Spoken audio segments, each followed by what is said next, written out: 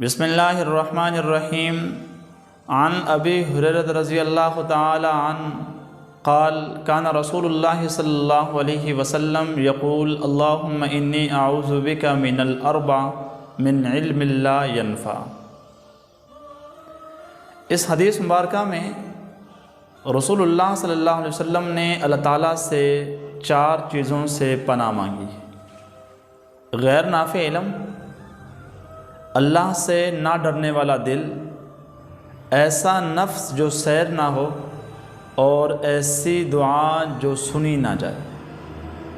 اللہ تعالیٰ نے جہاں بھی علم کی فضیلت بیان فرمائی، اس سے مراد دین و دنیا کا ایسا علم جس سے فائدہ اٹھایا جائے۔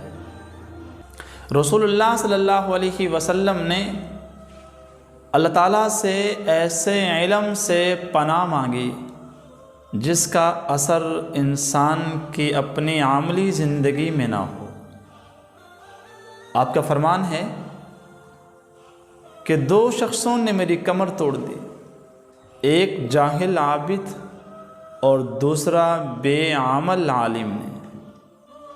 علم کا مقصد محبت الہی کے نصب العین کو آگے بڑھاتا ہے۔ وہ کسی ایسے علم کو برداشت نہیں کرتا جو اس مقصد کے لیے مفید ثابت نہ ہو۔ اس اعتبار سے علم کا مقصد انفرادی اور اجتماعی طور پر پوری کائنات میں رحمت ثابت ہوا ہے۔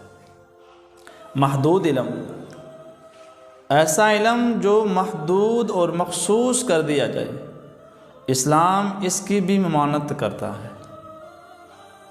جس علم کی اشاعت نہ کی جائے، جو علم دوسروں کو نہ دیا جائے، جو علم تقسیم نہ کیا جائے، ایسے علم کو محدود علم کہتے ہیں۔ اس کی بھی اسلام ممانعت کرتا ہے۔ حضرت ابو درداء رضی اللہ تعالیٰ عنہ کہتے ہیں کہ اللہ کے نزدیک قیامت کے دن مرتبے کے اعتبار سے سب سے بدترین شخص وہ ہے جس کے پاس علم ہو لیکن اس سے فائدہ نہ اٹھایا گیا۔ آپ نے فرمایا اس علم کی مثال جس سے نفع نہ اٹھایا جائے اس خزانے جیسی ہے جس سے اللہ کے راہ میں خرچ نہ کیا جائے۔ اسی طرح ایک حدیث ہے، حضرت کعب بن مالک رضی اللہ تعالیٰ عنہ روایت کرتے ہیں کہ رسول اللہ صلی اللہ علیہ وسلم نے فرمایا، جس شخص نے علم اس غرض سے حاصل کیا کہ وہ علماء پر فخر کرے، وہ جاہلوں سے جھگڑا کرے یا لوگوں کو اپنی طرف متوجہ کرے، تو اللہ تعالیٰ اس انسان کو جہنم میں ڈالے گا۔ رسول اللہ صلی اللہ علیہ وسلم نے ایسے علم سے پناہ مانگی ہے اور نافع علم کے لیے دعا کی ہے۔ اللہم انی اسألک علما نافعا، اے اللہ میں تجھ سے نفع بخش علم کی دعا کرتا ہوں۔ علم نافع مانگنا چاہیے۔ حضور علیہ السلام نے اپنے لیے دعا کی اور علم نافع اللہ سے مانگا۔ علم ایک ایسی چیز ہے، اس کو جتنا خرچ کریں گے یہ آپ کی زندگی میں اس سے زیادہ آئے گا۔ نمبر 2، اللہ سے نہ ڈرنے والا دل۔ خشوع کا مطلب ہے جھک جانا، دب جانا، عاجزی کرنا، ڈر جانا۔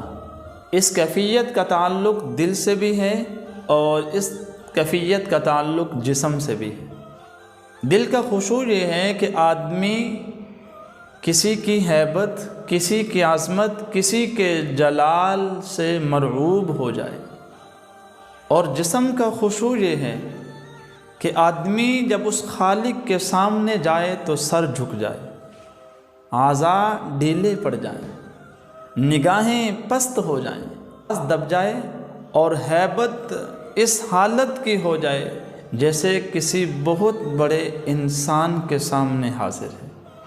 جس طرح ایک آدمی کسی صاحب حیثیت کے سامنے حاضر ہوتا ہے۔ خشوع کا تعلق در حقیقت دل سے ہے۔ رسول اللہ صلی اللہ علیہ وسلم کا فرمان ہے کہ انسان کے اندر ایک ٹکڑا ہے، اگر وہ سیدھا ہو جائے تو سارا جسم سیدھا ہو جائے گا، اگر وہ درست ہو جائے تو سارا جسم درست ہو جائے گا، اگر وہ ٹھیک ہو جائے تو سارا جسم ٹھیک ہو جاتا ہے، اور اگر وہ درست نہ ہو، وہ ٹھیک نہ ہو، وہ سیدھا نہ ہو تو سارا جسم ٹھیک نہیں ہوتا۔ وہ ہے دل۔ اس لیے تو رسول اللہ صلی اللہ علیہ وسلم نے اللہ تعالیٰ سے ایسے دل سے پناہ مانگی جو نہ ڈرنے والا ہو، جس دل میں عاجزی نہ ہو۔ حضور اللہ سے دعا مانگتے تھے، یا مقلب القلوب ثبت علی دینک، اے دلوں کو بدلنے والے میرے رب، میرے دل کو دین پر ثابت رکھ۔ حضور علیہ الصلاۃ والسلام نے جن چیزوں سے پناہ مانگی ان میں سے ایک یہ ہے، ایسا نفس جو کبھی سیر نہ ہو، وہ نفس جو دنیا کی طلب میں لگا رہتا ہے، وہ تنگ نظر اور کم حوصلہ ہو جاتا ہے، وہ مرتے دم تک زیادہ سے زیادہ مال، دنیاوی فوائد، لذتیں اور ایک دوسرے پر فخر کرنے میں لگا رہتا ہے۔ وہ چاہتا ہے کہ دنیا میں جو کچھ ہے سب کچھ اس کو مل جائے، دوسروں کو کچھ بھی نہ ملے۔ اس طرح اس انسان کا نفس کبھی بھی سیر نہیں ہوگا۔ دوسروں کے حقوق، حرام خوری، سود، بے اطمینانی، حسد اور بے صبری والی بیماریاں اس انسان کو لاحق ہو جاتی ہیں۔ حضور کا فرمان ہے کہ 2 بھیڑیے جو بکریوں کے جھنڈ میں چھوڑ دیے جائیں وہ اتنا نقصان نہیں کرتے جتنا مال کی حرص انسان کے دین کو برباد کر دیتی۔ رسول اللہ صلی اللہ علیہ وسلم نے اللہ تعالیٰ سے پناہ مانگی ایسی دعا سے جو سنی نہ جائے۔ فرمایا وقال ربکم ادعونی استجب لکم، تمہارے رب نے حکم دیا ہے کہ دعا کرو، میں تمہاری دعاؤں کو قبول کروں گا۔ حضور کا فرمان ہے کہ جس کے لیے دعا کا دروازہ کھل گیا اس کے لیے قبولیت کا دروازہ کھل گیا۔ دعا مقبول بھی ہوتی ہے اور محفوظ بھی ہوتی ہے۔ ایک شخص نے دعا مانگی، وہ قبول ہو گئی، اس کی جو مراد تھی اسے مل گئی، اور ایک نے دعا مانگی وہ قبول نہیں ہوئی بلکہ وہ محفوظ ہو گئی۔ محفوظ اس وجہ سے ہوئی، اس میں اللہ کی حکمت تھی۔ اللہ وہ چیز آپ کو فی الفور نہیں دینا چاہتے، اللہ تعالیٰ کی حکمت سے وہ آپ کو بعد میں ملے گی۔ تو آپ کی یہ دعا رد نہیں ہوئی، یہ دعا محفوظ ہو گئی۔ اس لیے دعا کرنے کے بعد اللہ سے نا امید ہمیں نہیں ہونا چاہیے۔ اللہ سے دعائیں کرنی چاہیے، الدعاء مخ العبادہ، اللہ سے مانگنا چاہیے۔ دعا عبادت کا مغز، تو اللہ سے گڑ گڑا کر لینا چاہیے، لیکن نا امید نہیں ہونا چاہیے، اس وجہ سے کہ دعا مقبول بھی ہوتی ہے، دعا محفوظ بھی ہوتی ہے۔